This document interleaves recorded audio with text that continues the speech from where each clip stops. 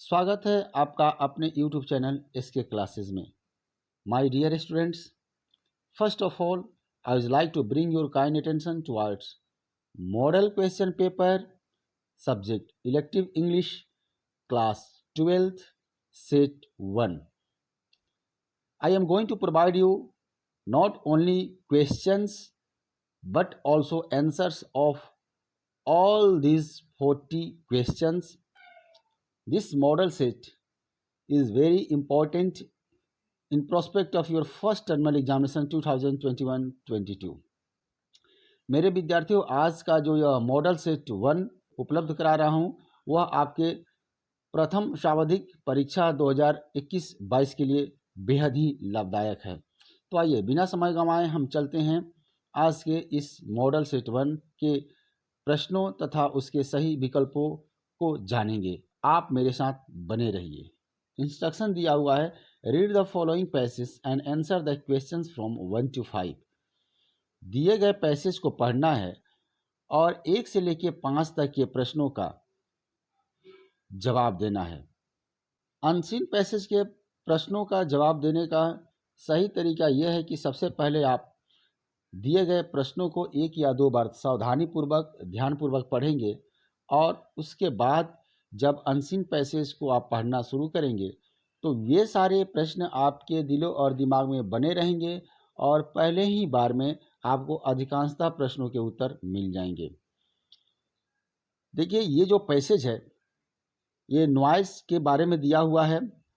यह नॉइज कुछ लोगों के लिए प्लीजेंट हो सकते हैं, कुछ लोगों के लिए अनप्लीजेंट हो सकते हैं और साइंटिफिक टर्म में ये noise irregular pattern of sound wave से बनते हैं और बहुत सारे ऐसे कारण हैं जो नॉइज़ को उत्पन्न करते हैं। जैसे यहाँ पर देखिए, jet aircraft taking of, road drills, heavy traffic और लाउड स्पीकर इत्यादि के बारे में वर्णन किया गया है।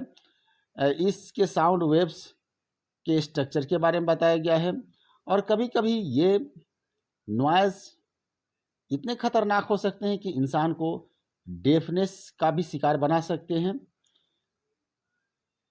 एम्प्लीफिकेशन के बारे में बताया गया है। तो आइए हम चलते हैं प्रश्न की तरफ। पहला प्रश्न है the sound that is unpleasant to the ears. वह आवाज़ जो हमारे कानों के लिए दुखदाई होते हैं। अब इसके उत्तर को देखते हैं। पैसेज के शुरुआत में ही दिया हुआ है, a noise is a sound that is unpleasant to the years.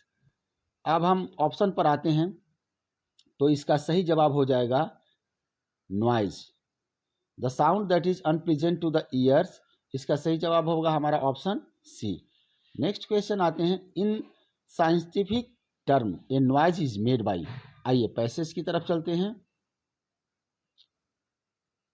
देखिए, यहाँ दिया हुआ है, in scientific terms noise is made by an irregular pattern of sound waves.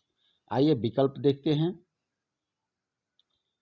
देखिए, क्वेश्चन नंबर 2 का सही ऑप्शन होगा an irregular pattern of sound waves. Question number 3 है the sound waves bang into. इस सेंटेंस में the sound waves bang into structure and cause them to vibrate giving rise to noise. The sound waves bang into structure, इसका सही option होगा option A. Next question है, how can we measure loudness of the sound. Sounds के loudness को कैसे मापा जाता है। पैसेज की तरफ आते हैं। देखिए, लास्ट सेंटेंस है, decibel scale is used to measure loudness of the sound. अब आइए ऑप्शन की तरफ आते हैं। क्वेश्चन नंबर 4 का उत्तर मिल चुका है, ऑप्शन डी इसका सही जवाब होगा decibel scale. The noise depends on the energy of. इस सेंटेंस में दिया हुआ है, the noise depends on the energy comma the sound waves carry. आइए इसके ऑप्शन को देखते हैं। ऑप्शन डी इसका सही जवाब होगा, 5 का डी। एम्प्लीफिकेशन मीन्स, एम्प्लीफिकेशन मतलब होता है इंक्रीज करना। साउंड को इंक्रीज कर दिया जाता है तो इसका सही जवाब होगा option C, increasing. Next instruction है, read the following poem and answer the questions from 6 to 10। दिए गए कविता को पढ़ना है और 6 से लेकर 10 तक के प्रश्नों का जवाब देना है। यहाँ मिस प्रिंटिंग हुआ है, 7 to 10 होना चाहिए, क्योंकि 6 नंबर जो क्वेश्चन है हमारे फर्स्ट ही अनसीन पैसेज में है। बेसिकली यह जो कविता है वह एक ग्रीन कॉर्न फील्ड से लिया गया है, and the poetess of this poem is Christina Rossetti. Christina Rossetti is going to describe the celebration of life, nature and love. The green color symbolizing positivity, brightness and peace. And there is a skylark who is singing above the green cornfield. और skylark के गीतों से कवियत्री मंत्रमुग्ध हो जाती है। Butterflies का भी जिक्र किया गया है जो अपने पंखों के सहारे डांस कर रही होती हैं। यहाँ जो स्काईलार्क है, skylark symbolising Joy and spring time, यह स्काईलार्क उस ग्रीन कॉर्नफील्ड के ऊपर आसमान की तरफ अनंत ऊंचाइयों तक जाता है और ये गीत गाता है। उसके नीचे बटरफ्लाइज डांस कर रही होती हैं। उनके पंखों की फड़फड़ाने की आवाज़ से ऐसा लगता है कि वे लोग डांस कर रही हैं। ये प्रश्न की तरफ चलते हैं। स्काईलार्क के सिंगिंग से इतना मंत्रमुग्ध हो जाती है कि पॉज हो जाती है, रुक जाती है, मतलब उसका ट्रैक रुक जाता है। Question number 7, what has been referred to green in the poem. जाहिर सी बात है द अर्थ इसका सही जवाब होगा, the earth was green. Next question, तो 7 का सही जवाब होगा द अर्थ। 8 नंबर क्वेश्चन है, इट वाज ए, खाली स्थान है, मॉर्निंग। आइए हम इस पोएम के एक्सट्रैक्ट की तरफ चलते हैं। यहाँ सनी मॉर्न मतलब मॉर्निंग से है। ऑप्शन पर आते हैं, ऑप्शन बी, ऑप्शन सी इसका सही जवाब होगा। 9 नंबर क्वेश्चन है, what did the poet see in the sky. तो जैसा कि अभी हम लोग चर्चा कर रहे थे, skylark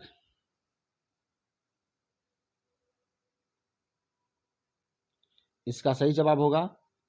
what did the poet pause to hear the song of skylark, इसका करेक्ट ऑप्शन होगा 10 का ए। अब आते हैं question number 11, while writing a report narration of the events is done in. जब रिपोर्ट राइटिंग की बात की जाती है, रिपोर्ट राइटिंग किया जाता है, तो उस रिपोर्ट को नारेट किया जाता है, कलमबद्ध किया जाता है, वो किस टेंस में, that is known to be the past tense. Question number 12, creative writing does not include.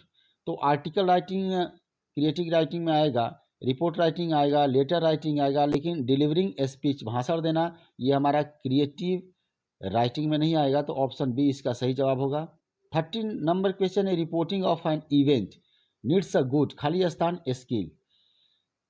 तो इसका सही जवाब हो जाएगा कम्युनिकेशन। 14 नंबर क्वेश्चन है, reporting of an event is done in. The correct option of this question is first handed information. 15 है, while writing an article each point must be written in a systematic and logical order हो जाएगा। 15 का option A हो जाएगा। Logical मतलब होता है तार्किक, क्रमबद्ध और तार्किक होना चाहिए। अब आते हैं next instruction, choose the correct indirect speech for the given direct speech. Questions from 16 to 20। प्रश्न संख्या 16 से 20 तक करेक्ट इनडायरेक्ट स्पीच के ऑप्शन को चुनना है। क्वेश्चन नंबर 16 है, he said comma inverted comma the earth is round. Inverted comma यहाँ क्लोज होता है, इसका सही जवाब होगा option C, he said that the earth is round. Next question है 17 number, he says comma inverted comma I am busy. अब देखिए इसका सही जवाब होगा ऑप्शन सी सही जवाब होगा, he says that he is busy. 18 number question है, he said comma inverted comma may you live long. इसका सही जवाब होगा ही प्रेड दैट। यहाँ मे का माइट हो जाएगा क्योंकि यहाँ पर सेड हो गया है, यू के जगह पर आई हो जाएगा, I might live long. Question number 19 है, she said comma inverted comma I can play cricket. Option A सही जवाब हो जाएगा। She said that. Reported speech में आई फर्स्ट पर्सन, रिपोर्टेड स्पीच में फर्स्ट पर्सन आई है तो रिपोर्टिंग वर्ब के सब्जेक्ट के अनुसार बदलेगा, शी के अनुसार बदलेगा। तो शी सेड दैट का प्रयोग होगा इन्वर्टेड कॉमा के स्थान पर, आई के जगह पर शी हो जाएगा, कैन का कुड हो जाएगा, प्ले क्रिकेट। ऑप्शन ए सही जवाब। नेक्स्ट क्वेश्चन है he said to me comma inverted comma what are you doing, sign of interrogation, inverted comma close होता है। ये इंट्रोगेटिव सेंटेंस है और इंट्रोगेटिव सेंटेंस में डायरेक्ट से इनडायरेक्ट नारेशन में बदलने के नियम के आधार पर तो सेड टू को आस्क्ड में बदल दिया जाता है। He asked me what I was doing, हमारा ऑप्शन बी सही होगा। नंबर 21 हु इज फ्रॉम फ्रीटा, इसका सही जवाब होगा option C a 36 year old lady. Question number 22 है where does the story I sell my dreams बिग, the correct option of this question is option A at Havana Riviera hotel. Question number 23 what reminded the narrator that he had seen the dead lady before, the correct option of this question is option A the snake shaped ring। Question number 24 what is the profession of Evelyn's lover, तो ये seller था। Question number 25 है what is Evelyn holding in her hand at the beginning of the story, the correct option of this question is option D letters to her family। Question number 26 how does Evelyn intend to leave Dublin to elope with her lover, the correct option of this question is option C। Question number 27 who is the protagonist of the story A Wedding in Brownsville, इसका सही जवाब होगा doctor Solomon Margolin. Question number 28 doctor Solomon's family was killed in, option A Holocaust enforced by Hitler. Who was Dr. Solomon's first lover? The correct option of this question is Rachel। Question number 30. Who is the poet of the poem A Lecture Upon the Shadow? The correct option of this question is John Donne। Question number 31. How many hours did poet and his beloved spend together? Option B सही जवाब होगा 3 hours। Question number 32. What kind of poem is on Shakespeare's 1630, ये sonnet है। Sonnet कविता का एक form है जो 14 lines में लिखी जाती है। Question number 33 by what names does Milton address Shakespeare, option देखते हैं son of memory, B heir of fame. तो इन दोनों नाम से मिल्टन शेक्सपियर को एड्रेस करते हैं, करेक्ट ऑप्शन हो जाएगा option C both A and B. Question number 34. What does the poet ask time to do? The correct option of this question is swim। Question number 35. The poem Kubla Khan is also known by another title. Name that title। The correct option of this question is A Vision in a Dream, a Fragment। Question number 36. Who is the damsel the speaker is referring to? Option B an Abyssinian maid। Question number 37. What song was the damsel heard singing? The correct option of this question is Mount Ebora। Next question. What are natural jobs referred to that cannot be shrinked? तो sleeping इसका जवाब तो होगा ही drinking and eating. So the correct option of this question is both A and B. The correct option of this question is D. Next question. What is natural slavery? The correct option of this question is man to nature। Last question of this model set is on which legend is the drama Chandalika based? The correct option is option A Buddhist। मेरे विद्यार्थियों आशा है आपको यह video अच्छा लगा होगा। यदि आप मेरे चैनल पर नए हैं या अभी तक आपने मेरे चैनल को सब्सक्राइब नहीं किए हैं तो सब्सक्राइब बटन तथा बेल आइकन को दबाना ना भूलें ताकि जब भी मैं अगला वीडियो पोस्ट करूं उसका नोटिफिकेशन सबसे पहले आपको मिल जाए। Thanks for watching.